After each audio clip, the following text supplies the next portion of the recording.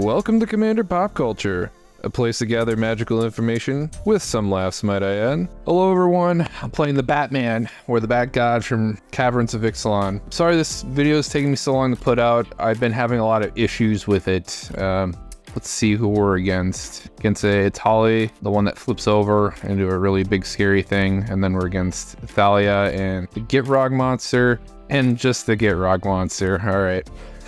Gitrog shows up twice in two different printings. That's kind of funny and cool. Anyways, this deck is a discard deck. My purpose is just to make everyone empty-handed and then slog it out, which is part of why this deck has been a pain to film. Is my games typically run longer. I'm forcing everyone to go into the top deck mode. I just naturally come out on top because per person who can't discard a card to his attack trigger, I draw instead. So in that scenario, if I have 3 opponents, I draw 3. On occasion, there's a discard trigger on him should anyone discard a land ever, not counting just his attack trigger. I get to make a 1/1 bat. Pretty much just like clutter the board with bats, and I try finishing off people with chip damage. And then I have like a backup plan with the Gray Merchant and like reanimating, looping him. Since it's a mono black deck, it was kind of an easy include. Some other things that kind of suck about playing discard decks is people who play engines are harder for you to beat. Basically everyone here, the Atali steals stuff from you, the player in the middle can sack a creature or a land to draw a card, and then the person on the right, whenever a land hits their graveyard in general, they get to draw a card as well. And the Gitrog it's a pretty brutal commander. They said whoever made this lobby, no CDH, but Gitrog is a CDH commander. Like, no matter how powered down you build a Gitrog, it's always going to be powerful no matter what. Just on the pure volume and like irritation the Gitrog can induce. I hope that player gets killed out first between his 3 opponents. I'm definitely going to be gunning for him from start to finish. And then the person after, I'm probably going to be going at the Etali. The player in the middle has like the most reasonable engine. They sacrifice one thing, they trade it out for a card. That's fair. Versus the other two, they could see multiple cards and get multiple free stuff. Most of the Atali rule decks I've seen, they're just flicker decks, and they're just trying to steal as many spells from their opponents as they can. I can only make people discard so much, but if they could rebuild pretty consistently after I make them discard, then they kind of defeat my deck pretty handedly. I played this deck 4 times. The first game I won, it was actually the first video I recorded. It was pretty funny because I queued up and there was another discard deck in the lobby, and we both got our oppressions into play on turns 2 and 3. So we were forcing everyone to discard 2 cards per spell they cast. Damned oppressive. That was pretty hilarious. The only bummer is I forgot to switch my margins back from my spoiler video back to this one, which I'm just gonna double check here. Damn it, I am on the wrong margins. There we go, let's fix it. We're not too deep into the game. No one's lost any life yet. We haven't seen too many cards. So, hope you could forgive me. This is pretty much the last time I want to record this. I've learned a lot from the amount of just the 4 times I've played it. Your commander, his death trigger on paper looks nice, but you get to transform him into a land, and then you can flip that land over and he's back on his creature side. However, the tempo is still awful. The land comes into play tapped, so you have to wait till the next turn to activate the ability. That gives people a chance to refill their hands and turn off your chances of reflipping him back. You have to invest 4 mana to flip him over, and then in that scenario, he's tapped again. So you have to wait another revolution. It takes you 3 turns to like either have a blocker or an attacker available to you. It's pretty brutal. But Bantu's Monument, get some cost reduction for creatures. Unfortunately, I have a lot of fairly expensive stuff in my hand. I'll be able to cast my commander next turn, but I probably won't be able to play anything else unless I draw a cheap creature. At maximum, I can play a 2-drop because the cost reduction from Bantu's Monument, which I do run a fair amount of. I run a lot of the 2-drop ETB creatures that make you discard. I run them all, in fact, because they're cheap. Speaking of cheapness, another one of my budget decks, everything is $5 or less. The total of this deck is $100 in paper, and the amount of monetary value it has in Moto, it's only $30. So in terms of me buying cards that I actually didn't already own, I only had to buy $2 worth.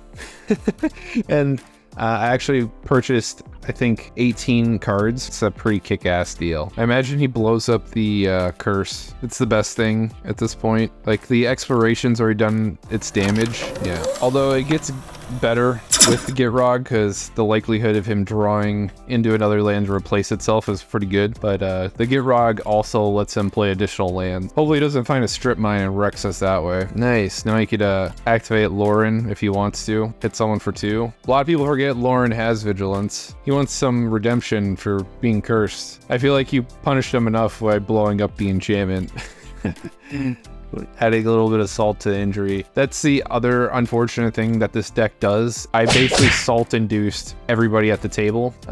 Basically into people just doing really silly things. Like I had anything going on, but one guy played a acidic slime, and instead of blowing up the reconfigure creature that lets you future sight off the top of your library, he blows up my Castle Lochthwain, and then we go into that guy's turn, and then he plays 7 spells off the top of his library. I'm like, okay, I don't know what you're thinking there. He also had excess mana and a Field of Ruin, so you could have just blew up my Castle Lochthwain anyways. And then a different guy didn't pay for 9 Rhystic Study triggers alone, and I still somehow managed to win that game. Got to play all those cards off the top of the library, also got to draw a bunch of cards off of Rhystic Study. They timed out.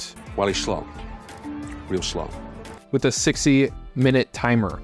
And I'd never seen someone do that before. That's impressive, but that was a 3-hour game and it would have been a nightmare for me to edit. So I had to throw it out. It's unfortunate, but it just wouldn't have been very constructive of my time. And I was getting pretty pissed off. I was not in a good mood with the plays that my opponents were doing. And normally I don't get angry, but I can. And it's just something I need to work on as a player. Like, I need to decrease my expectations of people. It's just probably for the better. Just something that I personally need to work on. I could talk to people in chat and lead them to water, but I can't make them drink at all. Just need to accept things for what they are. I guess I got lucky that guy ran out of time. I don't know why I even stayed in that game because I was so bitter. All my opponents were sucking up clock. The guy used all 60 minutes in the middle, and then the 2 players used 50 minutes each, while I had only used 20 minutes. And I probably did more actions than all 3 of them combined. And that was in a power 7 table. It'd been one thing if they prefaced that they're new to Moto, and Moto could be pretty confusing. I would have respected that a lot more, but they didn't. So it made me think that they knew what they were doing, and they were just not very good at managing their game. Why would you give the Gitrog player a card? Stuff like this annoys me. He's gonna see so many cards on his turn anyways. Why help him? Just tells me a lot of people in this pod have not played against a lot of Gitrog in their lifetime. You should be very afraid. Can move the boots over, attack with a 4/4. First strike and death touch. You could actually safely attack into both of us. First strike and death touch is pretty darn strong. His creature will deal damage first, meaning the death touch will kick in and kill the creature before it can deal damage back to it. I didn't know those 2 keywords came with the commander already. If anything, this game might be fast. A reasonable length of video to edit.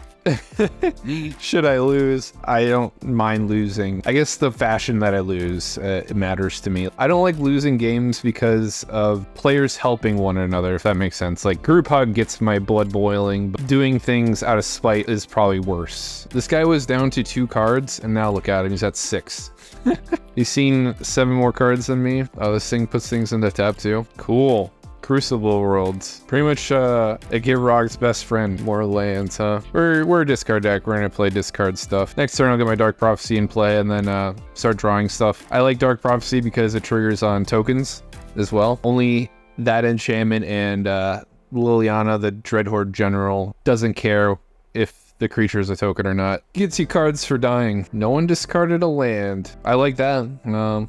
Less fire for everyone else. Oh, I made him discard Scapeshift and the Regrowth. That's great. Those are really powerful cards in that deck. He gets 3 land drops a turn, so you could replace 3 cards just from that, and then he draws for turn. So that's 4. I think ideally the middle player or the left player blow up this Crucible Worlds in the near future, hopefully. Hitting me? All right, that's fine. No one's happy when they play against me. And that's pretty much in every game. I do a lot of brutal things to people in Magic the Gathering. Maybe he's a casual individual and cares about life totals. I've met individuals who measure who's winning the game based on a life total. That is not a good idea. If you're brand new to this game, life totals do not matter. Count how many cards are in their hand, count how many permanents are in play. Whoever has the most That's who you should be trying to mess up. Exile all zombie. Okay, and he gets all his humans back. That's pretty good. He's got a lot of humans in his graveyard. That's a sweet ETB trigger. But he's tapping down everybody's blockers. Gets a free swing on someone. Yeah, there we go. Goodbye, Crucible Worlds. Need that to happen. He's still hitting the guy on the left. Woodland Acolyte's actually a little bit better than I originally thought it was. I like that you could put a permanent card from your graveyard and top your library. At instant speed. I forget the spell, but it's an instant with a Phyrexian green symbol that does the same thing. That sees a ton of play, but you get a little bit of added benefit because you could actually draw it by playing the creature side of the adventure. On his next turn, he gets to steal from us twice because this puts a token copy of his Etali. Maybe that's why he wanted to beat on him. That's pretty good. He gets to cast a ton of stuff for free in his upcoming turn. Reclaimed his Crucible. That's a good top deck. Honestly, there's a lot of stuff that I can't stop. Everyone's got a lot of cards in hand. Just along for the ride. I think I'm the one that's in dead last at this table here. Just skipping combat. All right. I do have enough for Banner and Dark Prophecy. Banner is great in this deck because it gives a stat boost to my tokens too. I like density on a card. Heraldic Banner works quite nicely in monocolored decks. You know what? I'm gonna hit the right player still. I don't like that he's just sitting there, not doing anything. Sitting there, twiddling your thumbs. Nah, man, nah, we don't have that here. Well, he discarded a land, and I get a bat token. Fortunately, it comes in tap to the Gitrog in the middle. But at least now my Larceny gets a little bit better. Got rid of Panharmonicon, all right. And Azusa. I'm not sure what he could possibly play from me that would matter. All my spells make people discard. I think Turgid would be his best hit. Because then he gets to steal people's stuff. That'd be the absolute worst thing he could steal from me. And then if he makes me discard, I have my Bag of Holding, get my Larceny back. I'm in a good spot. Twin Flame, excellent. So he gets to do it again. Alright. If you ever wondered how good Atali Primal Conqueror was, this is it. They just make clone copies of it, flicker it, double ETB triggers. Because it's an ETB trigger, it's easy to abuse. And the rubber band effect that Atali does is that powerful. It almost doesn't matter that you didn't do anything for the first 6 turns. May the odds be ever in your favor. Because he gets to play all this, and that's the worst thing that could have happened. The absolute worst card you could have hit, and you got it. That's shitty. And it happened in like the worst order too. RNG was gracious. Well, he won't be able to steal my spell because of how the stack works. The active player goes on the stack and then everyone else goes on afterwards. So the stack resolves in a top-down fashion, meaning since I'm last in this turn order, my Bag of Holding resolved before his Turgid did. And I got to take it away before he could play my spell. Player in the middle left, Salt scooped. It's all right. I'm gonna hit him for a bunch of damage on my next turn. I'll at least do 11 to him. What? How do you do this 4 more times? Oh god, it's the number of instants and sorceries he's played that turn. So he's played 4, not enough to kill me. Puts 7 poison counters on me. 3 more to go. Hopefully he doesn't find more stuff to make copies. Excellent. Now he makes wolves, gets to reanimate a creature, gets his copier, a brutally long turn. Cool. So he could kill me now. I guess I have blockers, but it almost feels like what's the point? I'll just block 1 and go to 9 poison. This is turn 6, by the way. I don't know what Heroic Intervention does for him. Like, you can safely block most of this. Soak some damage here. Fortunately, he doesn't have enough mana to activate this for its 9 ability. He could activate it for the 2 ability and do the Atali thing again before he passes even. Ooh, I get to discard my Big Game Hunter and kill something out here. For what that matters. I could kill his Atali, but he'll just make a copy of it. We want the Big Game Hunter at the top, so it'll be the last thing I click on. The stack is so huge, I have to like drag it up and down so you click my targets. This board has haste, so like he could recast his Atali anyways and finish it off that way. Let's take away the thing that makes a ton of tokens. Get rid of this. God damn it. We're not done yet. Yeah, an end step to deal with. Do this shit all over again. He also has a Flame Shadow, so we do it twice. This deck's pretty goddamn obnoxious. And it ends. Holy cow. It took a 20-minute turn, literally. He was at like 58 minutes and now he's at 41. This is probably our last turn. I'll stick around for the combat, mostly because I'm wondering if the Gitrog player is running Constant Mist in this deck. And then it prevents all combat damage and can just effectively stonewall this guy out. I wouldn't be playing things like Kodama's Reach. I don't think you need it. And if he does find a fog, he needs at least one card in hand if he doesn't want to get killed by the Painful Quandary that he stole from me. Every land he discards and gives to this guy also drains us. Pretty much anything this guy does, and if it's not a contributing factor, probably shouldn't do anything. It would be almost better if he did nothing. Just he's surrendering. In that case, we'll see what I draw. Play to my outs. Wrinkles Prank does nothing. We'll drain each other. Let's go to combat. See what I draw off this big Game Hunter. You might even just let it hit him just for the reason of denying me a card draw. It's not a lethal attack anyways. Another land. It's scenarios like these that I wish I could run Hatred in this deck, because I would just be able to kill him on the spot and invest exactly enough life to pump Aclazotz up and finish him off that way. Another land. Well, good game. That's the end, folks. Swarmed by a bunch of biggins. That was the deck. I literally said the worst thing he could steal from me is Turgid, and then he steals Turgid. That's physics. It's inevitable. 8 Etali triggers on the turn he played it. I am running 67, so 66 other spells. He could have hit any of those other than Turgid. I hope you had a great time watching. Bye.